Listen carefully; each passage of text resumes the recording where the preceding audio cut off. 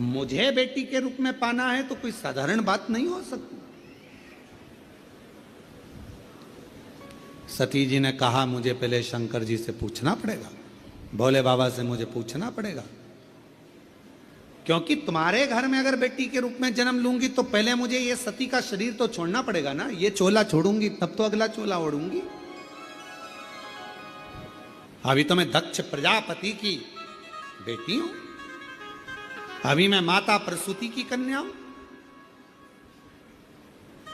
और जब तुम्हारी कन्या बनूंगी, तुम्हारी बेटी बनूंगी, तो मुझे ये चोले को छोड़ना पड़ेगा। और इस चोले को छोड़ना कोई साधारण बात नहीं है। इस चोले को छोड़ना कोई साधारण बात नहीं है। इसको छोड़ने के लिए मुझे शिव की आज्ञा लेना पड़ेगी, शंकर की।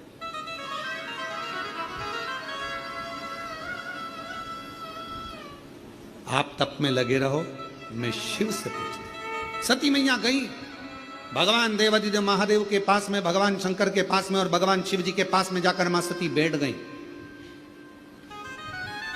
आज ओघड़दानी का श्रृंगार मां सती कर रही, और श्रृंगार मां सती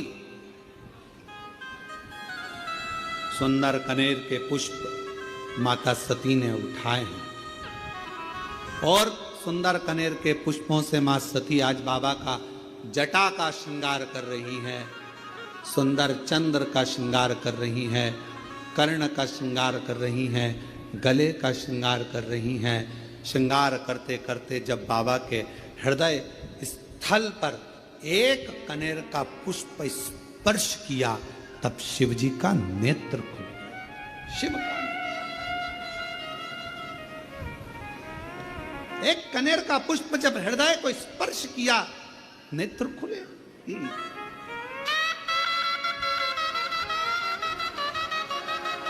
कितना सुंदर कहा है। शिव महापुराण की कथा वर्णन करती है, यदि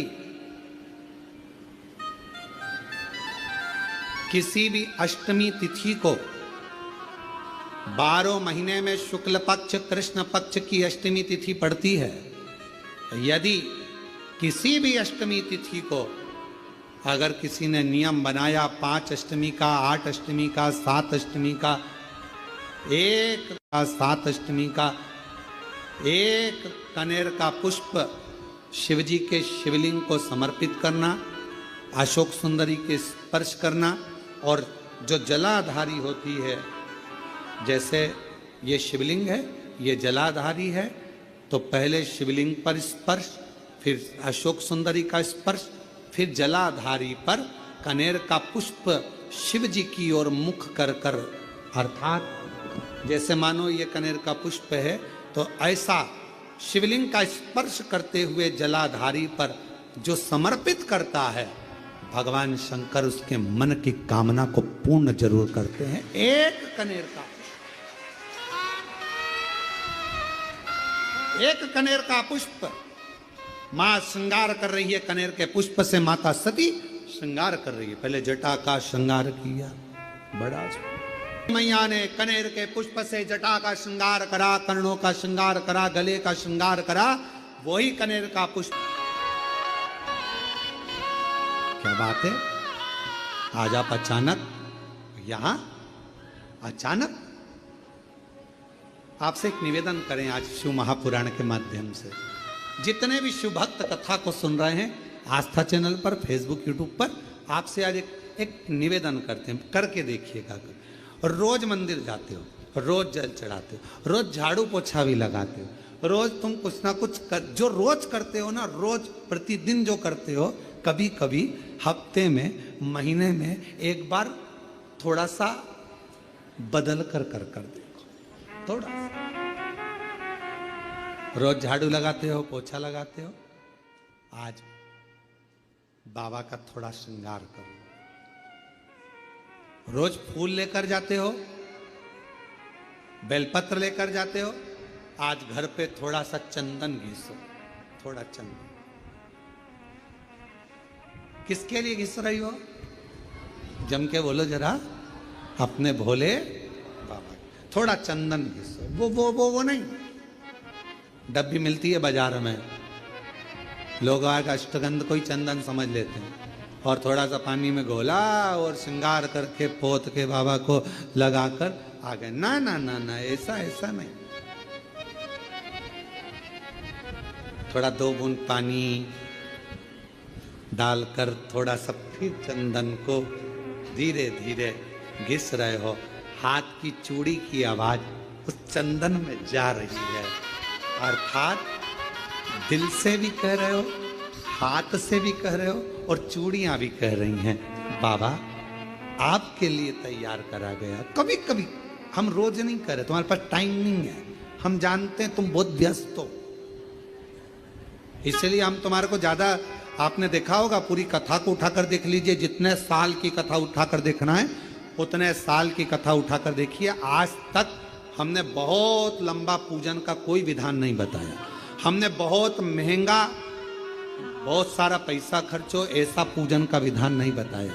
हमने प्रयास करा तुम्हारे घर का लोटा और तुम्हारे घर का पानी और शंकर जी पे चढ़ गया और तुम निहाल हो गए, बस इतना ही बताया।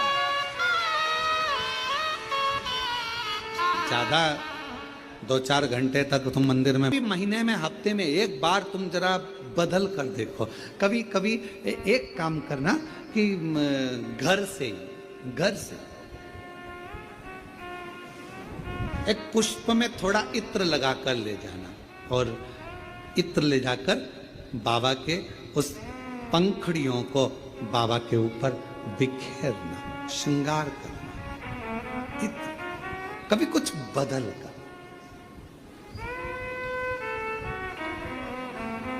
कभी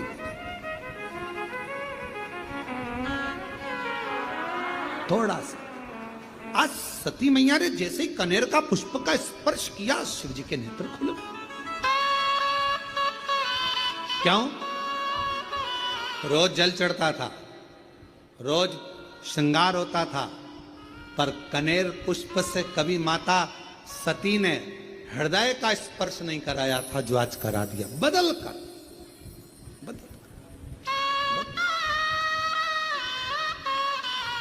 शिव जी के सती, मांगो तुम्हें क्या चाहिए। सती जी ने कहा, बहुत विचित्र कथा है, थोड़ा ध्यान देना। ये कथा अभी तक इस पवित्र व्यासपीठ पर नहीं आई थी।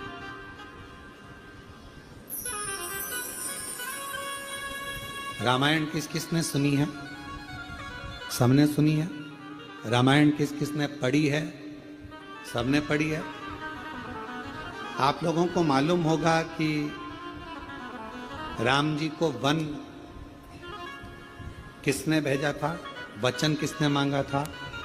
माता कैकेयी ने। किसने मांगा था? परेशान नहीं आ रहा अंदर। माता कैकेयी। अब जरा विचार करिएगा कि माता कैकेयी राम जी से कितना प्रेम करती थी, कितना स्नेह करती थी। पर माता कैकेयी ने राम जी को वन क्यों भेजा? क्योंकि अगर राम वन नहीं जाते तो फिर इतने असुरों का संहार नहीं होता, पृथ्वी का कल्याण नहीं होता और हमारे सनातन धर्म में फिर राम राज्य की स्थापना नहीं होती। सती माता, जैसे कैकेयी, मां कैकेयी स्वयं अपयश का पिटारा अपने माथे पर ले लेती हैं और राम जी को वन भेज देती हैं, उसी तरह मां सती, शिव जी कह रहे हैं मांगो तुम्हें क्या चाहिए। सती माता कहती हैं प्रभु बहुत बड़ी चीज मांग रही हूं आपसे, शायद किसी ने नहीं मांगा होगा जो मैं मांग, और मेरा विश्वास कहता है जो मैं मांग रही हूं वो जगत की प्रत्येक नारी खुद मांगती है, जो मैंने मांगा है आपसे। क्या स्वामी अखंड सौभाग्यवती हो कर इस संसार से जाना चाहती हूं। अखंड सौभाग्यवती क्यों? एक मेरी भक्त है मैना, हिमवान की धर्म पत्नी, हिमालय राज की धर्म पत्नी मैना मेरा तप कर रही है, मेरी साधना कर रही है। और मेरे को उसने मुझे मांगा है कि तुम मेरे घर में पुत्री बनकर आ। शिवजी कहते हैं तो उसको तेरे जैसी कोई बेटी दे दे। मैना नहीं मान रही। मैनावती ने कहा है कि आपके जैसी बेटी मेरे घर में जन्म, आपके जैसी मतलब आप जैसी नहीं, आप जन्म लो। शंकर भगवान ने कहा कि मैं समझाता हूं मैनावती को, तुम रुको यहां। शिवजी ने जाकर मैनावती के सामने प्रकट होकर कहा, आपने सती से क्या मांगा है मैना? मैना कहती हैं कि सती को मैं अपनी पुत्री बनाना चाहती हूं। मैना आपको मालूम है, सती अगर पुत्री बनकर आएगी तो उसको सती का स्वरूप छोड़ना पड़ेगा, देह त्यागना पड़ेगा। आपको मालूम है? मैना हाथ जोड़कर कहती है मेरा तो बस वचन ही यही है, मैंने सती से मांगा यही है मां से कि मेरे घर में बेटी बनकर आ जाए, पुत्री।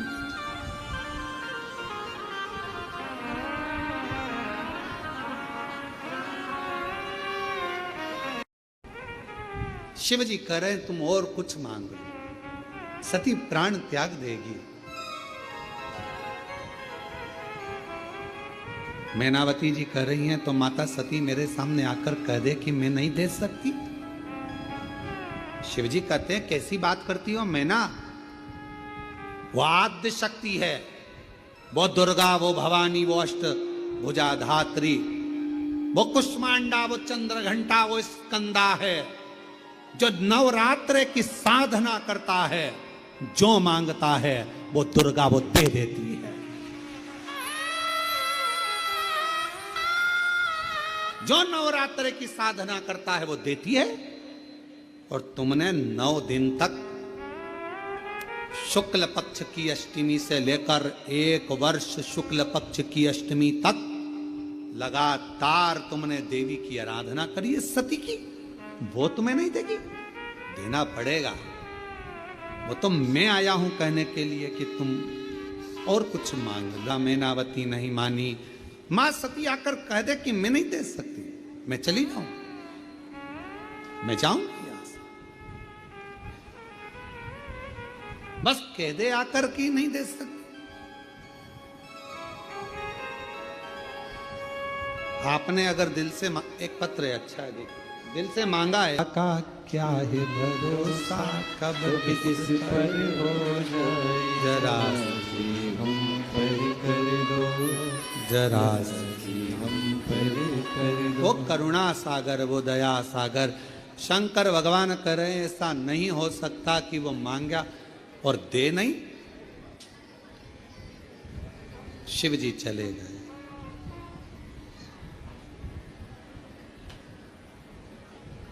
शंकर भगवान चले गए। सती माता बैठी थी, भगवान शिव को निहार रही थी।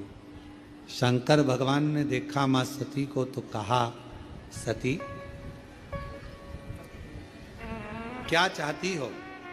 सती कहती हैं बाबा बस जो मैना ने मांगा है, जो मैनावती ने मांगा है वो तो मुझे देना ही पड़ेगा, देना।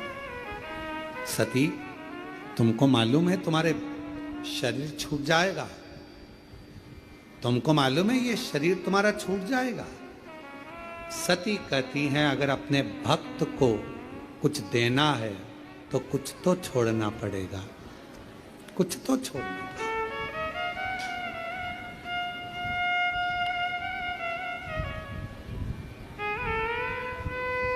आपके पास में बैग है, किसी को दोगे तो ही तो बैग जाएगा, नहीं तो बैग तो अपने हाथ में।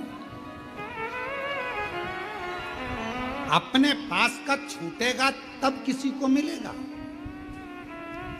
सती मां कह रही हैं, मैं अपने शरीर को छोड़ने को तैयार हूं, बस आप मेरा साथ दे दो, आप मेरा साथ दे दो।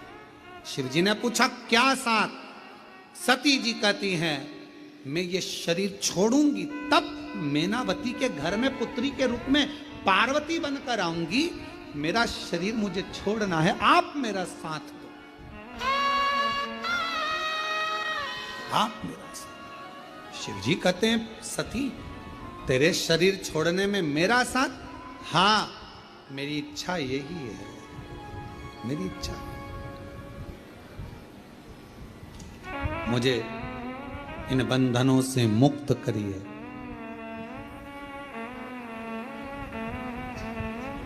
आज अगर आपकी ये सती जाएगी, अखंड सौभाग्य लेकर अगर ये सती जाएगी और मेरे शरीर के टुकड़े होकर जब शक्ति पीठ के रूप में पृथ्वी पर ये सती रहेगी, तो दुनिया की प्रत्येक नारी को अखंड सौभाग्य देती रहेगी। अखंड।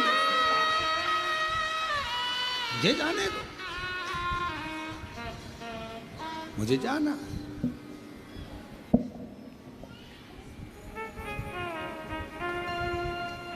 और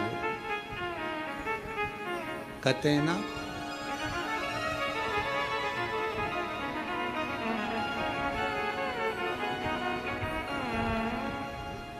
मैया की आराधना साधना, वो कहे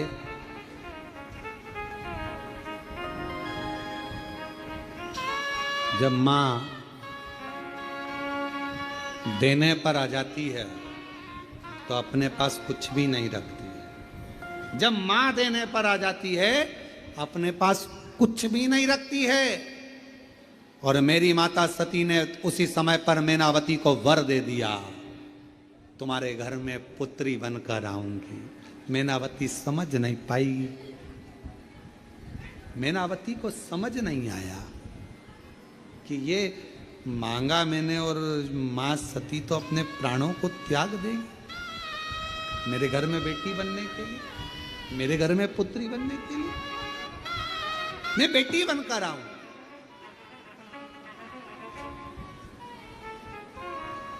और एक छोटा सा स्वरूप बनकर वो पार्वती के रूप में उनके घर में आए। कितना बड़ा लीला रची है। देवाधिदेव महादेव ने कथा सुनाने लगे, कथा सुनाने कर लेकर आ रहे थे और परीक्षा ले ली, सती का त्याग कर दिया। ये शिव जी की सारी लीला है, शंकर भगवान की पूरी लीला। और ये शिव जी की लीला है जो तुम यहां बैठकर कथा सुन रहे हो। तुम्हें कुछ देना होगा तो बुलाया।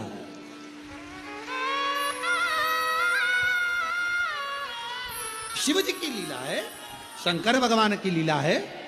शिव जी ने लीला रची माता सती के लिए और आखिरी में दक्ष प्रजापति के यज्ञ में सती माता जी पहुंच गईं।